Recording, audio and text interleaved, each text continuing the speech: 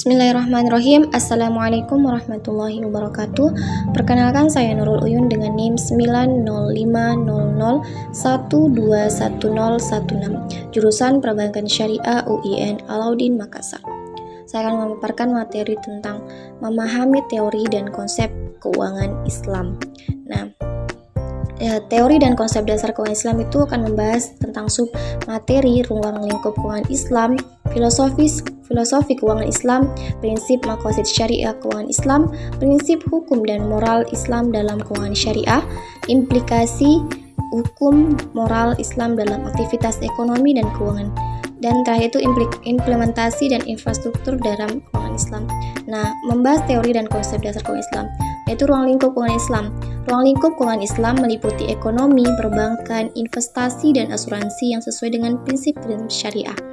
Filosofi keuangan. Filosofi keuangan ini Islam berdasarkan pada prinsip keadilan, etika, dan persaudaraan yang mengutamakan kepentingan masyarakat dan mempromosikan kesejahteraan bersama. Yang terakhir ini prinsip maqasid syariah keuangan Islam. Prinsip maqasid syariah ini digunakan dalam keuangan Islam untuk memastikan kesesuaian dan tujuan-tujuan syariah seperti menjaga keterlibatan sosial, ketertiban sosial, keseimbangan, dan kemaslahatan umum. Selanjutnya itu prinsip-prinsip hukum dan moral Islam dalam keuangan syariah. Yaitu pertama transparansi. Keuntungan dan resiko harus jelas dikomunikasikan kepada pihak yang terlibat dalam transaksi keuangan syariah. Yang kedua itu kapasitas hukum. Produk keuangan syariah harus memenuhi hukum dan regulasi yang berlaku dan memiliki kerangkai hukum yang menjamin keadilan. Yang ketiga itu aduan dan penyelesaian. Semua pihak harus memiliki mekanisme aduan dan penyelesaian yang adil dan sesuai dengan prinsip syariah untuk menyelesaikan perselisihan yang mungkin timbul.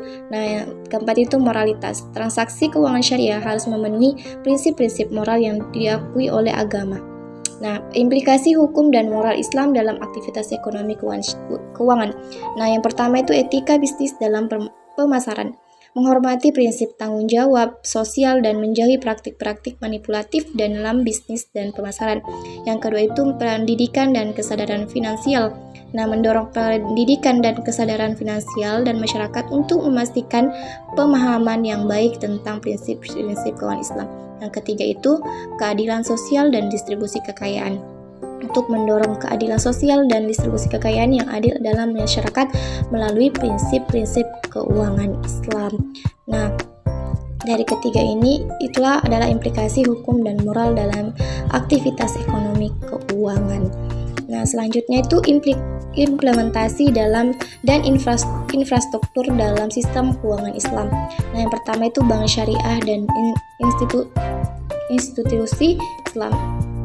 Bank syariah dan institusi keuangan syariah menyediakan produk dan layanan yang sesuai dengan prinsip-prinsip keuangan Islam. Yang kedua itu pasar Islam. Pasar keuangan Islam.